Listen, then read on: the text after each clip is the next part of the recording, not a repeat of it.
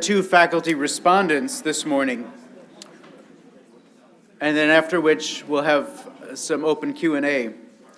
But our first respondent is Dr. Patricia Pintado Murphy, a distinguished Catholic philosopher, theologian, and educator whose work has shaped priestly and pastoral formation for many years. Her scholarship focuses on the relationship between faith and reason, modern philosophy, and the role of philosophy in forming mature, integrated leaders for the Church. Many of you likely know her work through her recent translation of Joseph Ratzinger's classic lecture, The God of Faith and the God of Philosophers, or her co-authored volume, As a Priest Thinks, So He Is, on philosophy in seminary formation. Our second response will be from Dr. Paul Hilliard, an accomplished historian of the Church and beloved teacher here who specializes in early medieval intellectual history with a particular expertise in the work of St. Bede. Dr. Hilliard has published on the transmission of Christian thought and the meaning of history for the life of the Church today.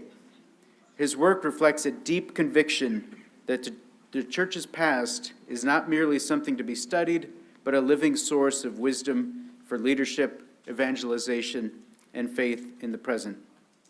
In recognition of his scholarship and service, he was recently named the inaugural holder of the William H. and Lois J. Mackesy Endowed Chair in Church History at USML. Please join me in welcoming both Dr. Pintado Murphy and Dr. Hilliard.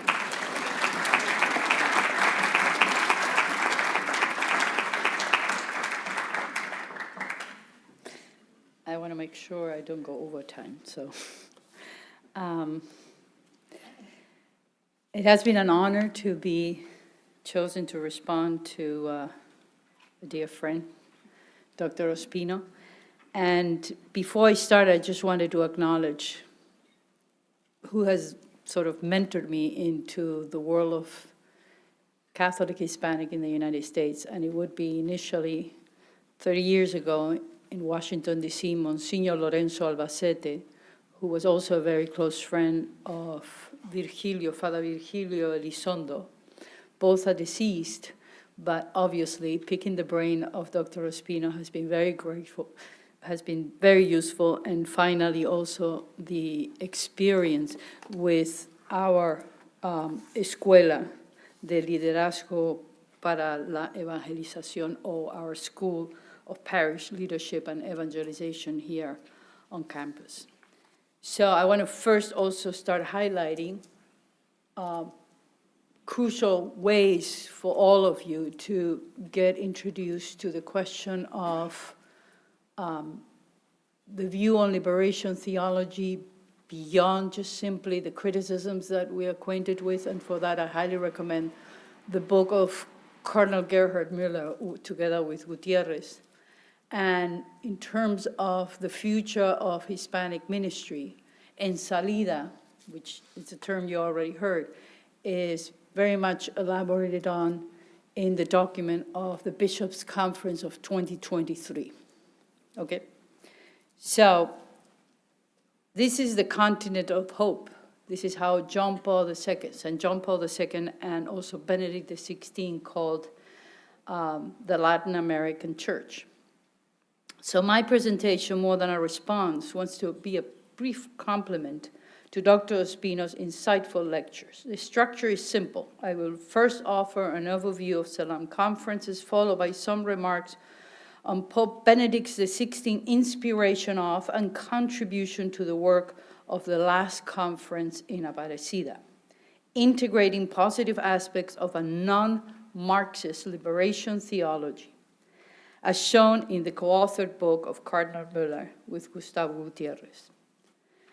Pope Leo XIII in 1899 was the one who organized the first plenary council of Latin America in Rome, and it was a major step in the development of a Latin American Catholic identity and the groundwork for subsequent episcopal gatherings, which means, and you heard extensively from Dr. Ospino, there have been 5 episcopal conferences of Latin American and the Caribbean known as CELAM, They have been a type of synod that periodically came together to set pastoral priorities for the Latin American church.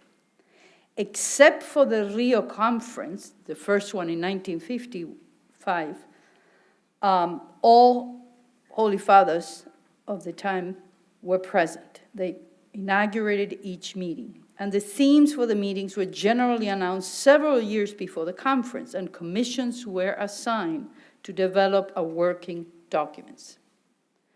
A few words about each of those meetings. First, 1955, Pius XII convenes in Rio de Janeiro the first conference. He saw Latin America as a spiritual reserve of orthodoxy, devoid of European theological errors. But the church was also at risk from threats like Marxism and Protestantism, which were aggravated, those problems, by the lack of clergy. Medellin in 1968 was convened by St. Paul VI after the Second Vatican Council. Its theme was, quote, "The Church in the present transformation of Latin America in the light of the Council." And we'll elaborate later more on the method of See, Judge, Act, but following that idea, they started their meetings particularly looking and seeing the reality of Latin America that by 1968 was definitely marked by poverty and injustice. So that led them to conclude with a judgment that all those problems were the fruit of sin, and they ultimately were moved to say, how do we move to action in order to reform? So the question is, why reform? So let me offer a quick historical detour to explain the social and political reality of the 1960s and 70s. Given the future pontificates of Popes Francis and Leo, I will just mention two countries. In Argentina in the 70s, some thought that progressive tendencies could be incorporated within Peronism of President Juan Perón as a hybrid with populism. In Peru, members of the military government, which had assumed power by means of a coup in 1968, called themselves revolutionaries and maintained the possibility of alliances with younger and more progressive military officials. Tensions fluctuated between leftist revolutionary movements and military dictatorship. So, on the left, we have Cuba, with a communist revolution from 1953 to 1959. And you can see that there are several, in the next flyer, several of the different countries affected by that, from Brazil, Bolivia, Uruguay, Chile, and we get to Peru. So probably, I think there have been several reports of Father Prevost had to deal with the revolutionary guerrillas in Peru, particularly Shining Path or Senderos Luminosos, and the dictatorship of President Fujimori. That's when he was living in Peru for a long time. So this political instability influenced the reception of the Medellin Conference in 1968. And it led also Paul VI to call for caution in his 1971 apostolic exhortation, Octogesima Advenius. For example, in number 31, he cautions about, quote, attraction of socialist currents. The same year, the Synod of Bishops in Rome focused on the theme of justice. While forms of liberation theology associated with Marxism were severely criticized by the 1984 instruction by the Congregation for the Doctrine of Faith, and I think I have a flyer with both titles. We are more familiar with the criticism from the 1984 document, and sometimes we miss the 1986 document, which is the second instruction under the leadership of Cardinal Joseph Ratzinger, that articulated a theology centered on liberation and grounded on Catholic social teaching. Next gathering in Puebla, 1979, was chaired by St. John Paul II, who reflected the struggle between three different groups. You have one minority that was concerned about hierarchy, authority, and tradition. Another minority concerned about the suffering of injustice, poverty, and repression. However, the majority, if you want to call it, in the middle, were concerned about both the question of the ecclesial authority and at the same time the defense of human rights. Therefore, the final document omits the term liberation, but calls for an evangelization that, quote, aims at personal conversion and social transformation. The conference in Santo Domingo in 1992 emphasized the language of the new evangelization and the evangelization of culture, which address questions of justice in terms of development, avoiding the language of liberation.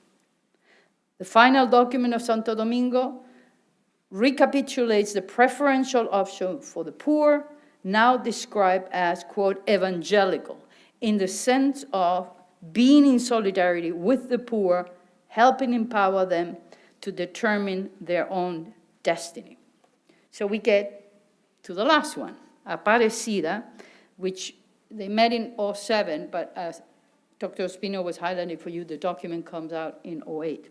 And there we see the articulation of further alternatives to Marxist-inspired forms of liberation theology, which obviously, after 1989, communism and with the fall of the Soviet Union had lost some credibility. So the theme of Aparecida was discipleship and missionaries of Jesus Christ so that our peoples may have life in him.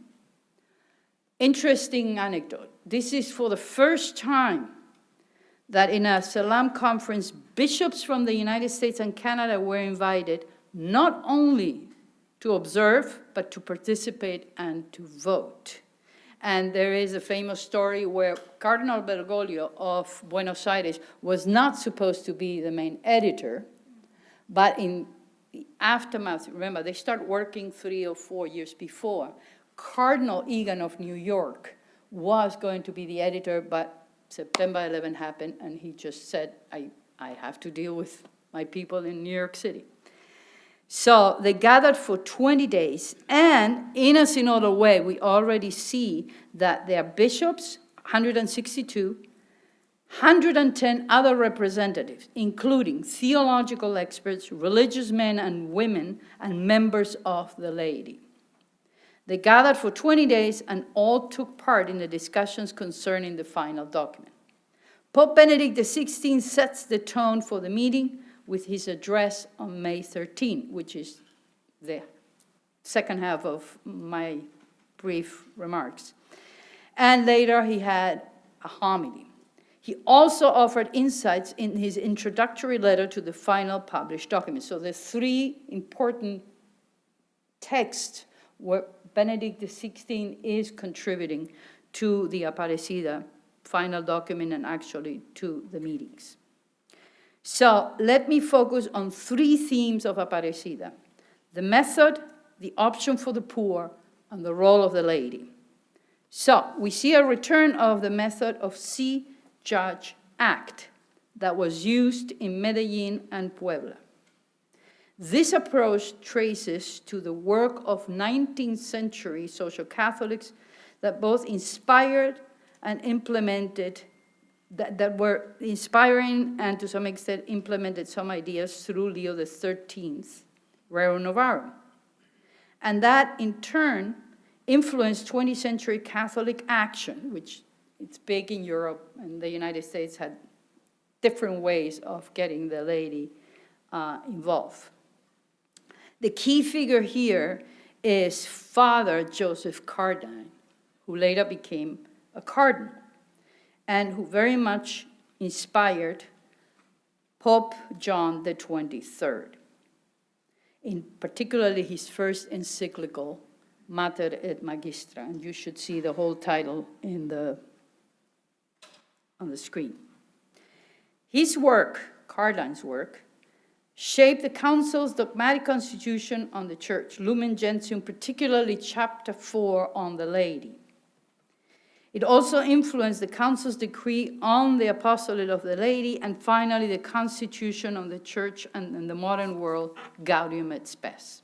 So that's just an interesting historical piece of information in case you're interested to look at this key figure, Cardinal Cardine. Second, the option for the poor. Aparecida enumerates new categories of the poor which have developed in the last decades. Women, youth, victims of abortion, the destitute, the unemployed, the migrants, the displaced peoples, landless farmers, child prostitutes, drug addicts, the mentally challenged, victims of incurable diseases, the lonely, the kidnapped, victims of violence, the elderly, and the prisoners. While affirming that the church follows this option, the preferential option for the poor, Benedict XVI warns against the direct involvement of the institutional church in politics. You have to have in mind that that was going on in the 70s and 80s in Latin America. How many priests were part of, Cárdenas, Father Cárdenas was one of the most celeb figures of visibility of priests involved directly in government or politics. This is the quote of the Holy Father. The church is the advocate of justice and of the poor precisely because she does not identify with politicians or with partisan interests. The church role is to teach values, guide consciences, and offer a life choice that goes beyond the political sphere. End of quote. Finally, the role of the laity. Pope Benedict highlights that the task of the laity is to bring, quote, the light of the gospel into public life, into culture, economics, and politics. The church sees the lay faithful, and not so much the clerics, as the disciple or missionary disciples that are called by their baptismal vocation to transform the unjust political, social, and economic structures of the region. In this case, I'm getting close. That's good. So all this is very much inspired by the Vatican II decree on the apostolate of the laity. That's why Francis also warns against the clericalization of the laity. Formation for the apostle is absolutely essential for all sectors of society, and as Benedict reminds us in his opening speech, quote, to contribute each according to his own vocation and means to the welfare of the earthly city, to promote justice, peace, and brotherhood among men, to lavish their assistance on their brothers, especially on the poor and the most dispirited. And you can see the rest of the quote up there. I'm cutting. So, let me finish with highlighting some of the brilliant statements in the inaugural speech that Benedict gave. And to be inaugural means you're the first one to talk to the whole assembly, and therefore that's what I meant, he sets the tone. So, his inaugural address starts with what you will see a whole series of questions. What does Christ actually give us? Why do we want to be disciples of Christ? Are we really convinced that Christ is the way, the truth, and the life? So, what is reality? What is real? Are only material goods, social, economic, and political problems reality? And obviously, because for him, God is the decisive foundation, he follows with his questions. Who knows God? How can we know him? So recall also Pope Benedict's, the 16th first encyclical of Deus Caritas Est, number 1, as an answer, part of the answer to all these many questions. Quote, being Christian is not the result of an ethical choice or a lofty idea, but the encounter with an event, a person which gives life, a new horizon, and a decisive direction. And so, the document of Aparecida states, quote, the very nature of Christianity consists therefore in recognizing the presence of Jesus Christ and following him, which gives birth to this new man that appears in history and which we call a disciple. So, next, the Holy Father recalls Paul VI's encyclical Popularem Progressio. And there he picks up from Paul VI what it means to have an authentic development. And he elaborates on what authentic culture looks like. And this is sort of his way of entry to make a clear, very clear contribution to the question of preferential of the poor. For Benedict, it is a Christological theme. Quote, the preferential option for the poor is implicit in the Christological faith. And so Aparecida states, this option is born for our faith in Jesus Christ, God made man, who made himself our Father. And therefore also, as he says, the faith of Christ who calls us to serve him in them. Quote, following Aparecida 292, the suffering faces of the poor are the suffering faces of the Lord. So, to end, the Aparecida passage personalizes this option for the poor. The preferential option begins by seeing the poor not as objects of pity, but as our brothers and sisters. Only then can we, quote, recognize their immense dignity and their sacred value in the eyes of Christ, who was poor, end of quote. The option for the poor is not merely a matter of doing social work, but of creating relationships of love that will bring about social, economic, and cultural change. Final point of Benedict XVI, no less fundamental to his idea of an authentic culture and the option for the poor, is Benedict's invocation in his homily of the Holy Spirit.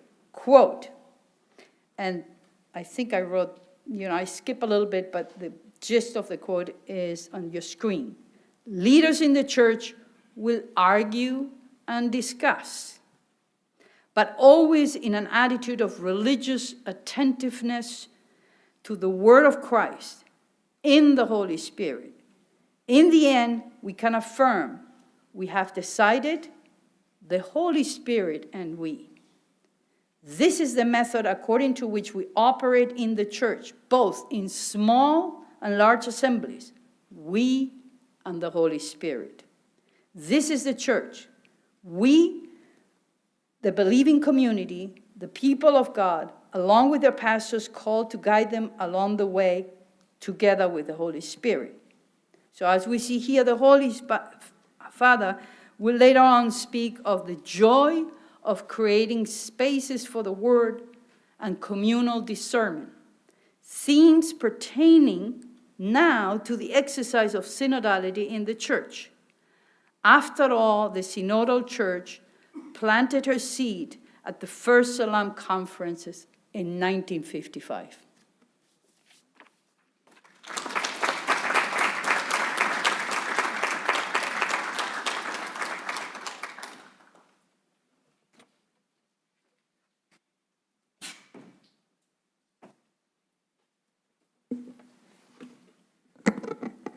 It is very much my pleasure to be here today and to respond, well, or to expand. The words I have today are an expansion on what we've heard from Dr. Ospino and Dr. Pintado.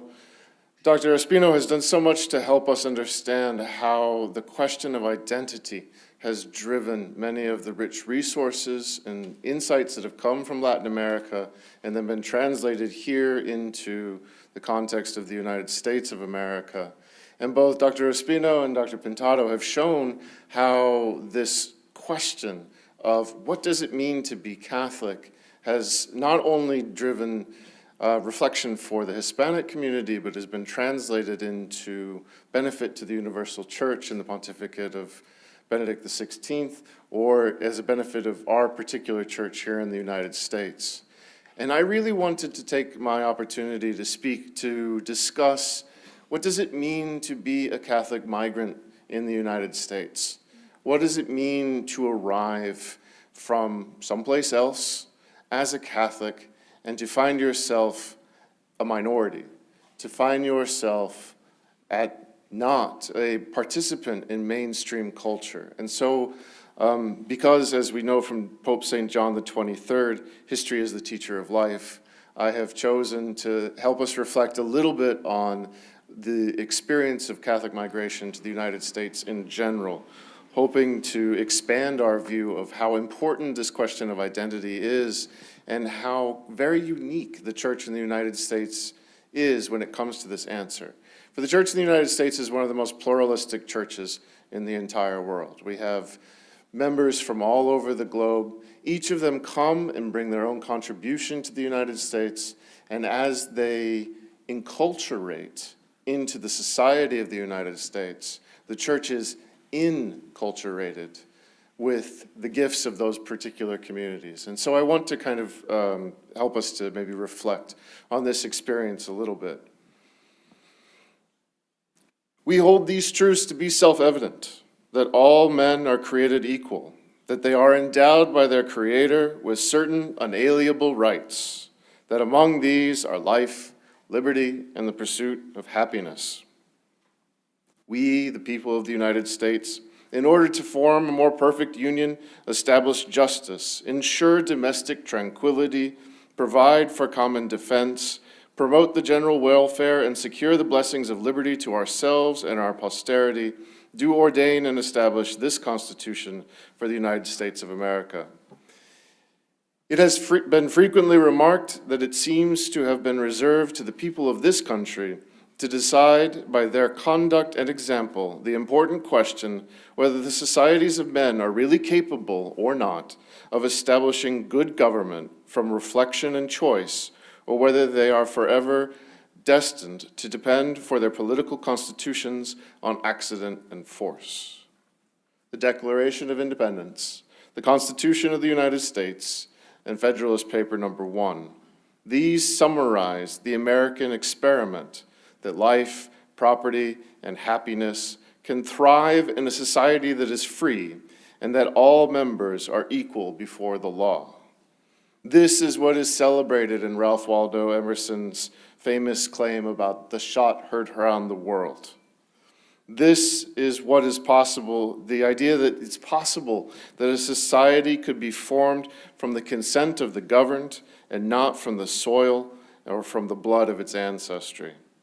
The early founders and shapers of the United States reveled in being an example to the rest of the world. Men like Jefferson, despite the help of the French crown, welcomed the new revolutionary government in France. A Spanish translation of Thomas Paine's Common Sense, appended with the Declaration of Independence and the Constitution, circulated widely in Latin America on the eve of their revolutions. No lesser figure than Simón Bolívar thought that the U.S. was the best government ever devised, but Bolívar also thought that it was not a prudent choice for the descendants of the breaking Spanish Imperium. Bolívar's reticence also points to a different and darker story that also has its beginning along with the foundation of our republic. When John Quincy Adams was Secretary of State for President Monroe, he thought that our shining example would overthrow the counter-revolutionary forces that were opposed to what had been released in Europe by the French Revolution.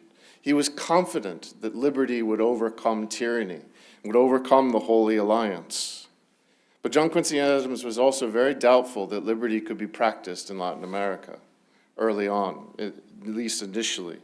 So his statements that liberty would overcome and liberty was the destiny of man was for Europe, but it was not for everywhere. It's not really until later in his own presidency, under the influence of Henry Clay, that the United States finally, in March 8th of 1822, recognized the emergence of the Latin American republics. And John Quincy Adams had changed his mind. He had to force Congress, basically, to allow to send a delegation to the Panama Congress of 1826, which was to discuss the new reality of a free Western Hemisphere. But there were already in Congress voices against this action. Polk and Jackson saw this as a departure from the tradition of Washington, and even from Monroe himself.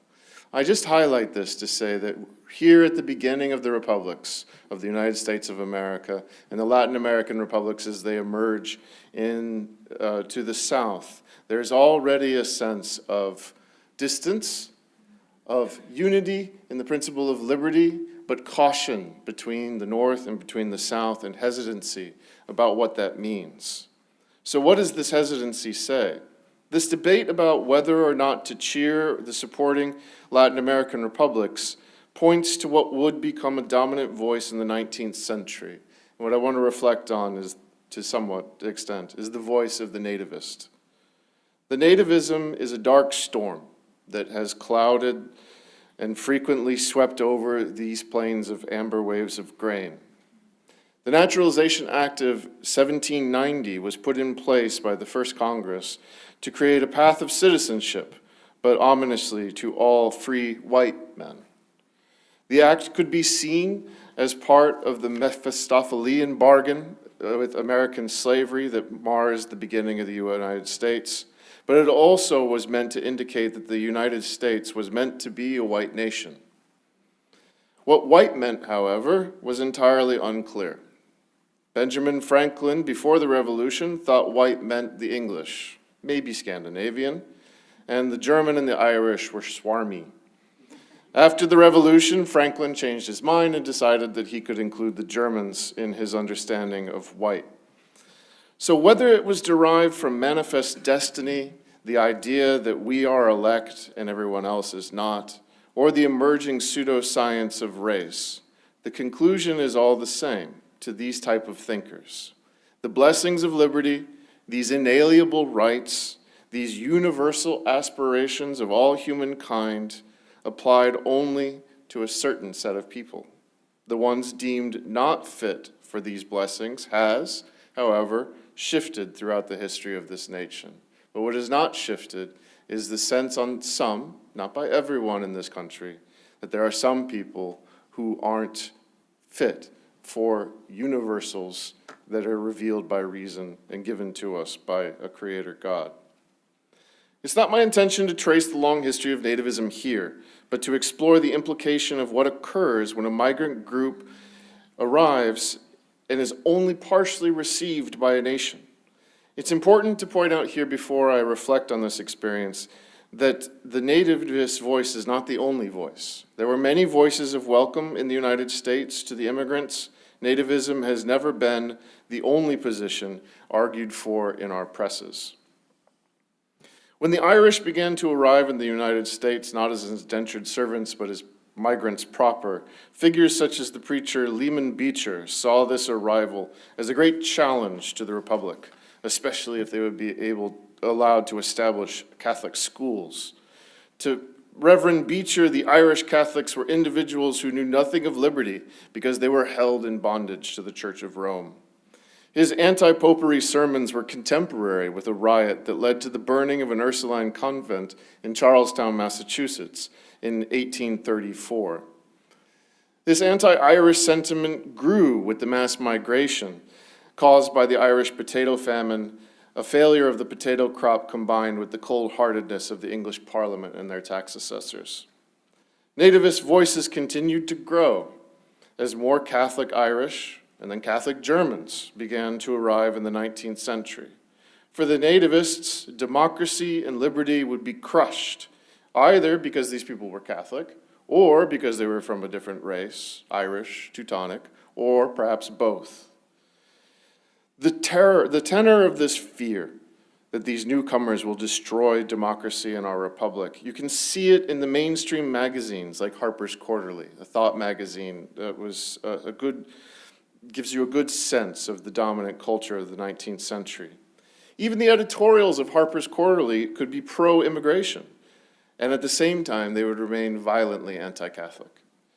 Thomas Nast's cartoon captures the complexity of someone who could advocate for the liberated slaves in Reconstruction South, and even for tolerance for Chinese immigrants in the face of the Chinese Exclusion Act, while at the same time, he would hold that the Irish in particular, and Catholicism in general, were an immediate and present danger to the Republic and would lead to its destruction. The rise of the Know Nothing Party the Blaine Amendment, the Johnson-Reed Immigration Act of 1924, which was designed to cut off Catholic immigration from Southern and Eastern Europe. There are so many pages of hostility of mainstream Protestant American culture to Catholic immigrants. The 20th century will add more Catholic immigrant perspectives to this nativist argument. The people change, but the arguments usually remain the same. The Italians, the Poles, the Puerto Ricans, the Cubans, the recently arrived Mexicans, the Colombians, the Venezuelans, all were not welcomed. They were a danger to the Republic.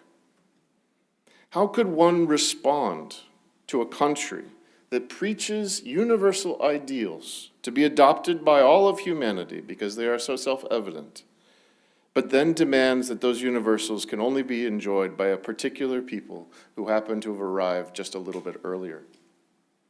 Some patterns we can see in how the communities address this dichotomy between universals and the hostility of being particular. And the beginning of the response of the Catholic migrant is always at the local parish. The local parish becomes the central feature in the lives of these immigrant communities. So much is new in their life. New languages for many, new cultures for them all, new foods. But the church is the church. The church becomes an anchor point as the newly arrived process a momentous amount of change. Yet the local church as an anchor was not always a guarantee in the American story. The Maryland and French clergy were suspicious of the Irish. The then Irish clergy were suspicious of the Germans. The Irish and German clergy were suspicious of the Italians and the Poles, and on and on and on it goes. The list continues to this day. For those of us who remember the power of, additionally, for those of us that may remember the power of an Irish or a German or an Italian or Polish or Mexican matriarch instilling devotion into their families, whether they liked it or not, it's often surprising to learn that many of these groups, when they arrived, were not very active in their faith. Many of the immigrants arrived from places where Catholicism was cultural Catholicism. It was part of the culture, part of the society. The famine Irish in particular were not very devout, having suffered oppression of their religion for so many centuries. Italian men, when they arrived, were mostly secular. They were more in favor of Vittorio Emanuele than they were of Pope Pius.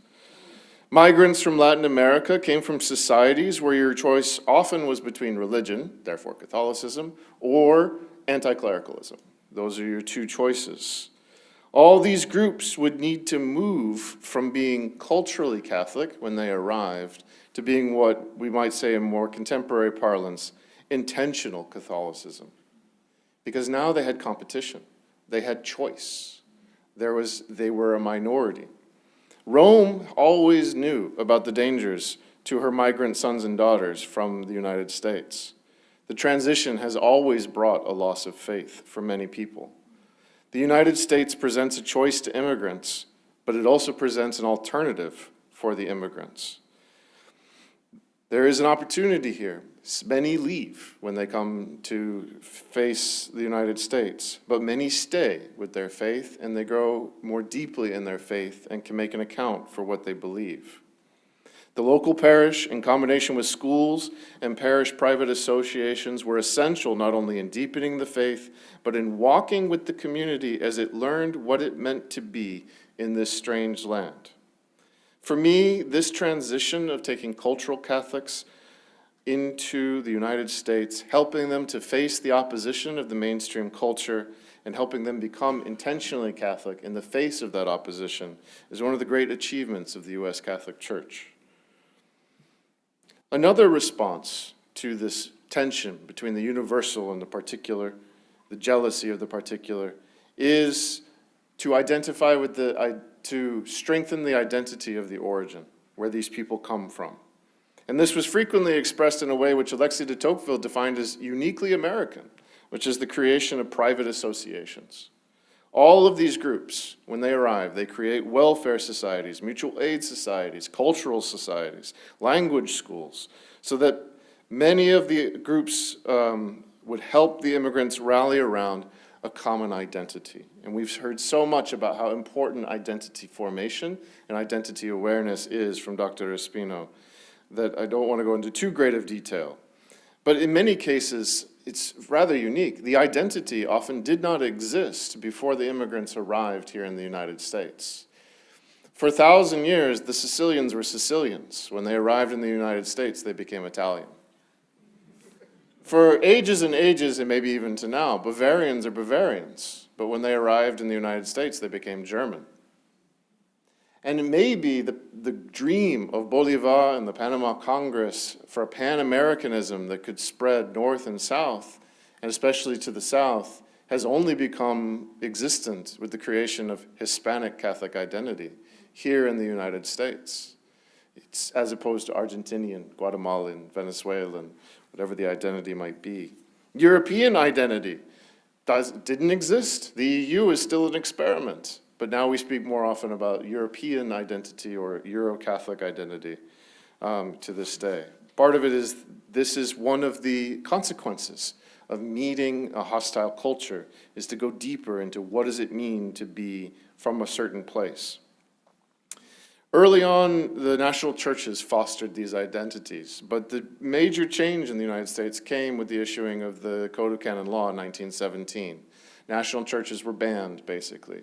And the territorial parish was made the supreme law of the land. And so U.S. bishops would attempt to preserve cultural legacy. And they would address this question of cultural legacy, and they often had two options that they would follow. One was to preserve the cultural legacy by fostering it and using the Bill of Rights to defend the migrants' freedom to be who they were. The other option that a lot of U.S. bishops did was to accept the people, recognize their identity, and try to Americanize them as quickly as possible. Our dear Cardinal Mundelein was one of these aggressive assimilationists. And this aggressive assimilation, seen from created many hostilities. But if we step back from these choices and see the longer perspective of decades of assimilation, whether they were done swiftly in the case of the Italians or the Cubans, or slowly like the Germans and the Polish, and to some degree the more recently arrived Hispanics, we arrive at a similar place, which is that each group has brought its gifts to enrich the Catholic Church in the United States. These communities become American, and as they become American, the Church in the United States becomes more enriched with their identity. And we add to it. American Catholicism in the earliest days of Maryland was boring. Recusancy, you hid your faith. Your faith was a very private thing. The Irish brought a fortitude to the church. The Italians and the Hispanics have brought a joy and an openness about the church that wasn't always present in the United States. We hid from the Protestants for the fear, hoping for them to leave us alone. But now we march through the streets and we are there. So it is, all of these gifts have come to the church, and they come slowly, and not without pain, and not without frustrations in many places. This is not I'm making it sound much more rosy than it is, this particular story. But there's many gifts that these immigrant communities have brought to us, and they bring it to us as they deal with this question of who they are. And then they have to answer the question that has been central to American Catholic history from the very beginning, is what does it mean to be Catholic and also a citizen of the United States? What does it mean to be American and Catholic? An answer that's still debated to this day. As I turn my attention to more recent times, I'm thinking about disruptions that have arrived in American society here in the 21st century. These disruptions were never caused by the outsiders. They are self-inflicted wounds to our own culture. This is the era of Putnam's bowling alone, when the private associations from the church to the scouting to the Rotary clubs to bowling leagues are losing their membership. This is an era people are no longer meeting each other. They're no longer creating these small private places where they encounter each other. There are no encuentros, or less of them, in our society. This is also an era when the preference for the nuclear family over the extended family is now being deeply questioned, and where the nuclear family itself is deeply under attack.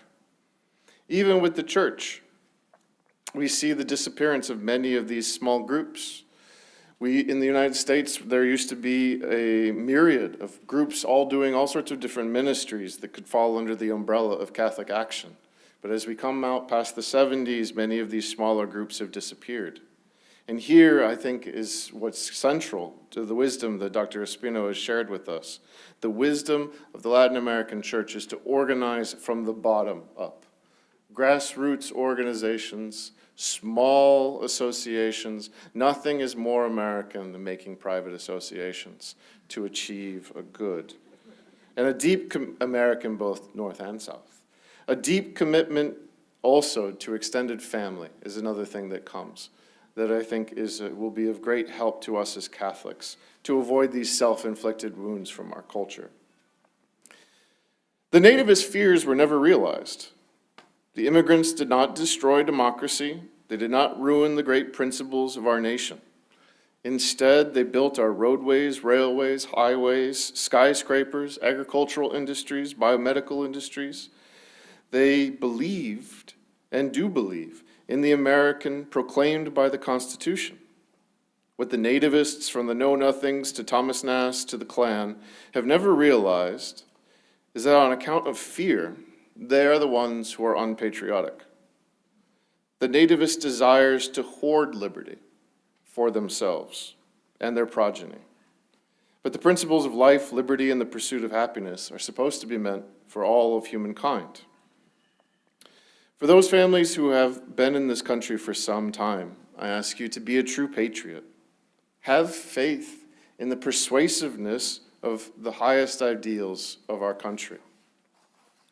They are persuasive. Just give them time and be patient with the argument as it's made to each group that comes to these shores.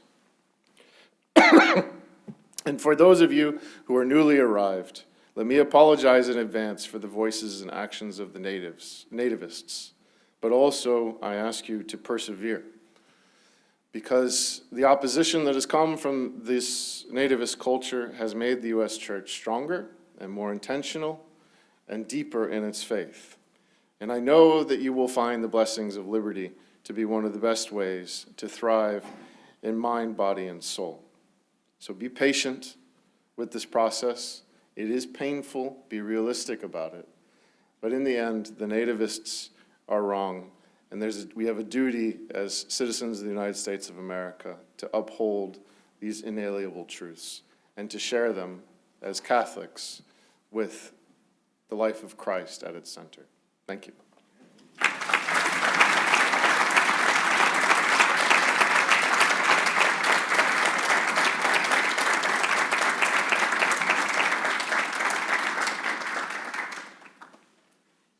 Thank you all.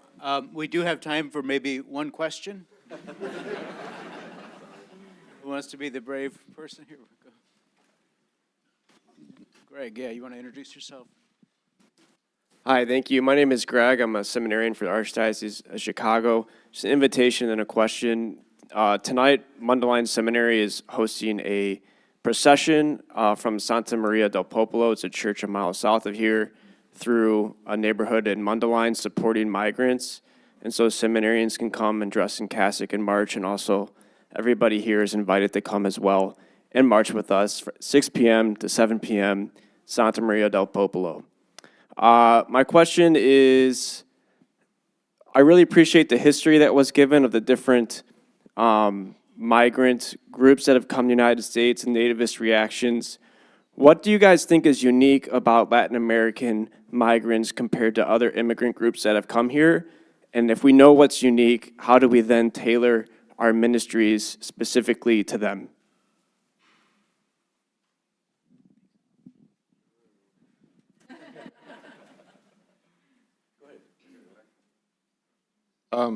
I guess I'll start just a little bit. One of the unique things about the Latin American migration experience, and Dr. Ospino has already hinted at it, is that they have been here for a very long time. The earliest days of Latin American migration are for trade, but the earliest waves come from annexation, from the expansion of the United States, particularly in the 19th century. The Mexican-American War being one of the most important ones, but the conquest of Florida, Texas, there's many other examples of this expansion. And the experience of that particular group has been one of the conquered. And so where they were rancheros, they became farmhands. And there's a pushing off of the land. And so it depends on what region you are in the United States, what that experience has. So I would first advocate for a diversity of thinking about the origins. If you're dealing with someone in the Southwest, in the barrios of the Southwest, their experience is different than if they're newly arrived in the more recent waves in the late 20th century. So that would be, my answer is I can't give you a generalization because there are so many different stories about how Hispanics have come to the United States. If I may, I'll just share a couple of thoughts. One is Euro-American Catholicism, or the type of Catholicism that predominates in the United States, in many ways was shaped by the European response to the Protestant Revolution, in the 16th century onwards. And that Catholicism, in a sense, is shaped largely by an overcommitment to canon law, to the liturgy, to emphasis on the role of the clergy, and so on. In Latin America, the Catholicism that flourishes since the 16th century onwards is a Catholicism that, in a sense, gets first shaped by the pre-Protestant Reformation approach. And in a sense, it's a Catholicism that is more mestizo, is more integrated into the indigenous and Afro-Caribbean cultures that exist there. So what we're witnessing right now is, migrants are bringing a type of Catholicism that in many ways looks foreign to the predominant forms of Catholicism. It's not as rigid, it is freer, it is more open to experimenting with the arts, is more open to religious practices, sometimes syncretistic religious practices, and so on. So my sense is that Latin Americans are bringing, and Latinos in the United States are bringing a type of Catholicism that is open to some naivete, to some some openness to experimenting. And I think that that's an opportunity for evangelization. Some people feel afraid that doing quinceañeras, is going to take away from going to mass on Sundays. And I don't think so. Popular Catholicism is a jumping board onto something else. But that would be some of the one difference that I want to highlight. Patty, do you want to say anything about this? Or okay. Otherwise, unfortunately, we are at the end of our time. You're welcome to join us for Mass at 11:30 at the Chapel of the Immaculate Conception, just across the way. And we really thank you for being here, and thank you, Dr. Ospino, for giving us so much to think about, and to our two faculty respondents. Thank you.